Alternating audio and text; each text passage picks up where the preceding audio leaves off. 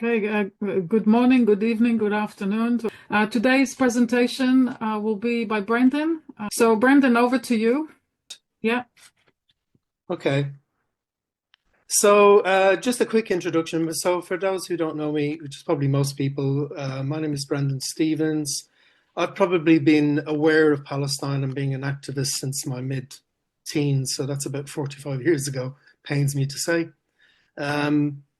And I guess the other thing is I have laterally gone to the West Bank on a number of occasions to support farmers to bring in the harvest as a protective presence and other types of activism as well.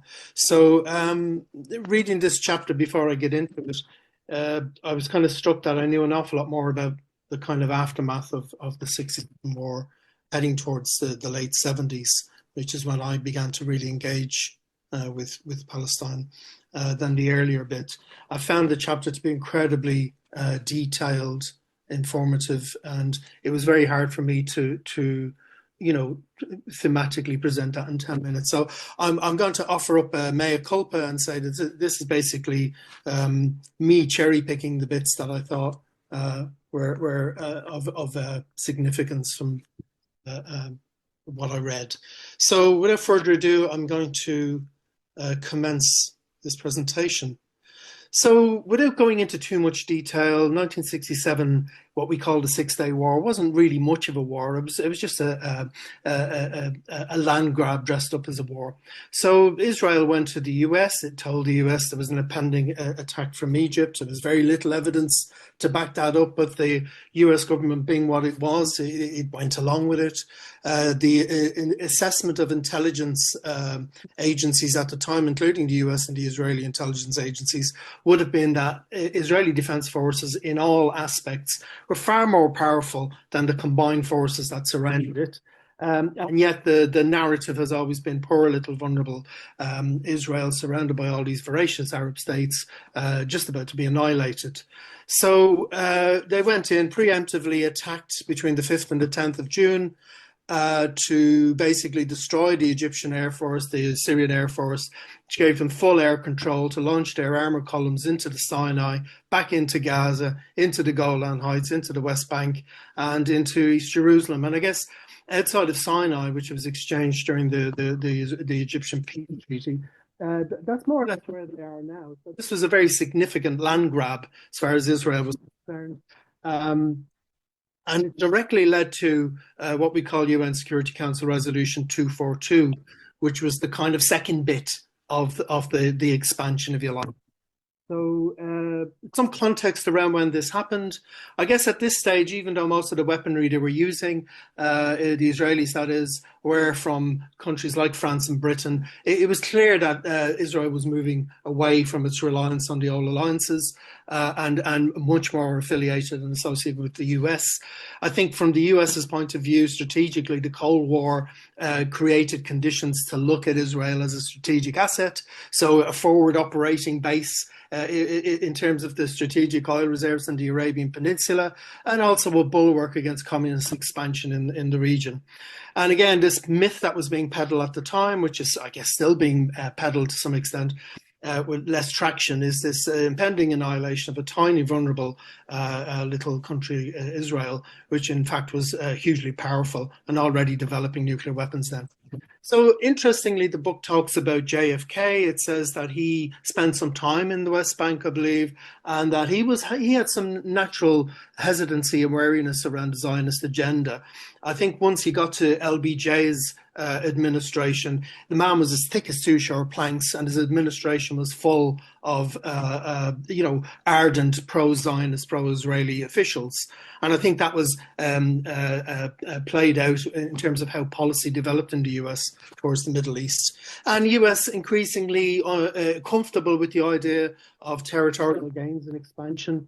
We saw the rise of Palestinian resistance and an outpouring of a cultural expression from writers in Palestine, talking about the Nakba, talking about ideas of nationhood and aspirations for a nascent Palestinian state. And of course, all this within the context of civil rights movements all across the world and liberation movements also in terms of what was going on around the rest of the world. And the Palestinian Israel, what they called struggle, was seen as part of this kind of momentous shift going on in the world.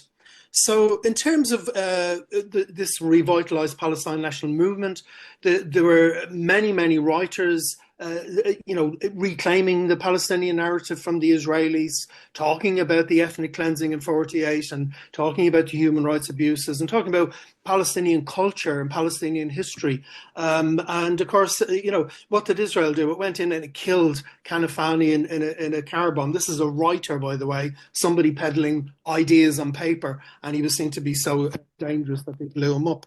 You saw a growing paramilitary resistance from the PFLP and more emphatically from Fatah's takeover of the PLO. The PLO, by the way, was set up by the Arab League as a kind of a vehicle for Egyptian foreign policy. Not really doing much for the Palestinians, and I think Fatah took that over and made it its own. And you saw that kind of old Israeli idea that as long as we hammer these people, the old will die and the young will forget. Well, this was a kind of refutation of all of that. This was a growth of ideas and a sense of Palestinian identity. So the old may have been dying, but nobody was forgetting anything. Retaking control of their narrative, and increasingly critical of Arab governments because of their wonderful belligerent language in public and their do-nothing approach in the real world. If you like, success in terms of a growing diplomatic recognition across Arab states, what used to be called the Third World and we now call the Global South. So that was a kind of where the idea of Palestinian rights and Palestinian aspirations kind of sat in and around this time. The book was very good at talking about the PLO and the internal politicking that was going on between Arafat and various Arab leaders. And indeed, the tensions and the fractious nature of some of those relationships borne out by the Jordanians basically turning on the PLO and kicking them out, seeing them as a threat to their own arrangements. And then, as we all know, in Lebanon, the same thing kind of happening with a bit of help from the Israelis funding the phalangists and others.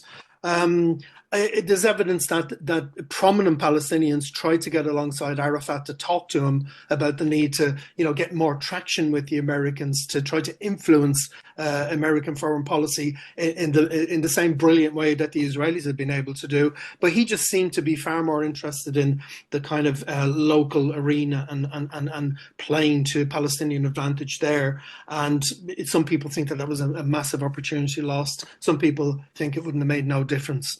Again, the Arab League, totally ineffectual, and prone to infighting, characterized by disunity and paralysis, which meant there was a real absence of reliable backers for the PLO. People blew hot and cold about backing the PLO. And even by the time the 70s came along, even the Soviets were saying to them, you really need to get away from this idea of a united Palestine state from the river to the sea and start thinking about two-state option, which was evidence, I think, of just the lack of support and weight that they had. They clearly had an inability to sustain an effective guerrilla campaign. To be fair to them, there was massive challenges, but they weren't able to sustain anything that was hurting Israel militarily, or was, in the same way that Castro did with Batista, or the Viet Cong did with the French, or the Vietnamese did with the French, and then the Americans, actually having impact militarily on the ground. It just wasn't really happening. And just to finish that off, I mean, the end game of Lebanon was the awfulness of the Israelis training militias in South Lebanon and then effectively standing by while they went in and slaughtered people. So, ups and downs for the PLO in that period. You could argue that from the point of the Six-Day War and the Security Council resolution, the Americans were assiduous and their allies in trying to peel Egypt particularly away from the Arab League, from the Soviet Union, with inducements of money and military support and all the rest of it. That continued from LBJ through to Nixon to Ford to Carter to Reagan, and also was applied to Jordan. The idea being, if we can split this unified or appearing to be unified bloc of Arab countries, then it makes them far less effective in promoting the cause of Palestine. I'd argue, I don't know whether the book actually went into enough detail about it, but at the time of the peace treaty in '79, Carter was incredibly politically weak and damaged by then. I think the administration effectively caved into Begin and allowed them to dictate the terms, which is, we'll give you back Sinai and you turn a blind eye to everything else we're doing in here, which is effectively what that was about. And it effectively made Egypt a vassal state to the US economically and militarily, and I would argue Jordan as well. And it increased that alignment of US foreign policy in the Middle East so that it was much more aligned with what we call Likud settler colonialist strategies and aims. So just to try and finish out, because I think I'm eating up too much time. So for me, the chapter was incredibly brilliant at describing that period of time, at analysing some of the politics going on. But in a nutshell, this war significantly expanded the territory controlled by Israel. You take Sinai out of it, they've got virtually everything they won in that war. The UN resolution 242 was a fig leaf. It incorporated a legal framework to punt issues like refugees and the rights of Palestinians into the long grass. The language of the UN resolution was vague. It talked about the return of territories and not in any specific way. It allowed the Israelis to ignore the Palestinians. It talked about withdrawal from territories being linked to bilateral peace agreements between Israel and other Arab governments. I think it allowed what we call the international community, which is basically just Israel's enablers, to just ignore these key issues and engage in mantra politics, talking about two-state solutions or whatever it is, just engaging in mantras which had no meaning and certainly not to the best interests of Palestinians. Certainly, it kickstarted organised Palestinian resistance and that retaking of the cultural narrative. It aligned US foreign policy much more closely with the right wing in Israel. It fragmented the Arab governments and the Arab League's approach to the issue, and it led to increased isolation of the PLO amongst its supposed allies. I think I might have missed stuff there around the 242 resolution. If I can just go back. Sorry, there it is. Yeah. So I think just to quickly just look at that, it encapsulated the armistice lines from '49. It just reframed them as the 1967 peace line, but it was effectively supporting the annexation of most of British Mandate Palestine. 242 was linked withdrawal from territory to peace treaties, which was a green light to just to delay and obfuscate and do everything but withdraw from territory. And it allowed Israel to just put a lot of time into the picture in terms of compartmentalizing bilateral relations. So decades upon decades upon decades to allow them to complete their settler colonialist project. As with Balfour, there's no mention of Palestine and the Palestinians. It gave that kind of green light again to Israel to impose borders based on what it perceived its self-defined security requirements. And the wording of the resolution was entirely useless and vague. So, sorry, I missed that bit there. I think I just went too fast. But I think, the thing about that was it was 67 and the aftermath. So much of that is still the case today. That's what struck me about we're now in 2024, and so many elements of this are still in play now. So a very significant event, the war, the so-called war, and that resolution because of what it set in motion afterwards. And I think I'll finish there, Abigail, because it probably took 15 minutes and not 10. Thank you. This was really, really good. Can you please stop sharing the slides? Oh, yeah, good. Yeah. Presentation, Brendan. Very well.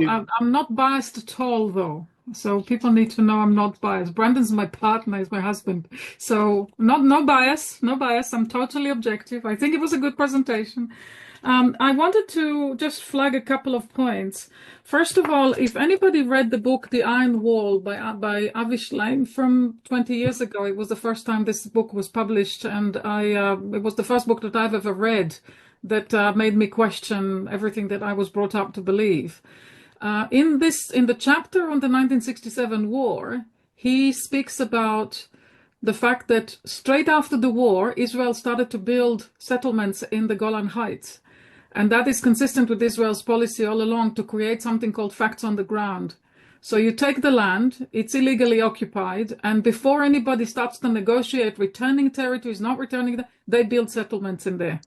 So that makes it much more difficult to remove people and to give the land back, which is completely consistent with settler colonialism, of course. And this is what the Zionists did right in the beginning. They used to build what they call a wall and a tower, basically take over a piece of land. Sometimes they have to give it up, but you create what they call facts on the ground. So that's been a consistent Israeli policy all along. I wanted to tell you also, when 1967 war, I was born in 1964 in September, so when the 1967 war was happened, I was 3 months before my 3rd birthday. So obviously I don't have actual memories from anything, it's too young. But growing up in Israel, the mythology around the 67 war is huge. It's still to this day. And the way that it's presented is that we were attacked by everybody, and Israel managed to defeat everybody, despite the fact that we were the few against the many. The many, that's the narrative. The few against the many, and the poor underarmed and all of that. And we won it in 6 days because we were so amazing. So this is the narrative that's promoted in Israel to this day. So any child going to school in Israel, that's what they're being taught about the 1967 war. When I read Avi Shlaim, it came as a huge shock to me that in fact Israel instigated that war. It was a preemptive war. It was planned in advance. Israel took advantage of geopolitical conditions at the time to do what it's always wanted to do. There were many songs written after the 1967 war. It's a very hyped up, emotionally hyped up period in Israel. And one of the most famous one is Jerusalem of Gold. It was during the 1967 war in Israeli narrative, unified Jerusalem. This is what they say. And of course, it was empty. So the songs are that it was all empty, and we came in and we brought it was empty and it was asleep. And you come in, and the words of a particular song by this horrible woman, Naomi Shemer, we brought life to it. So there is a massive mythology around the 1967 war that's very, very important for people to understand from inside Israel. And people to this day in Israel still believe the same stuff that I grew up on. So what I wanted to, you can comment on anything you like, but I had a thought that one of the major themes that stood out for me in the narrative of this chapter is the deceitfulness and the duplicity of Israel in the way that it does so-called negotiations, the way that they talk about things in the international arena, in the United Nations, in negotiations with anybody. So there's the duplicity and there's deceit. And what I wanted to just throw into the group is, why do you think Israel always resorts to deceit and duplicity? And also, how do we understand the fact that the United States has colluded with it right from the start? See you next week again if you want to join us. Thank you. You could say goodbye if you like. You can put your sound up and say bye if you want to. Thank you. Bye. Guys. Bye-bye. Thanks.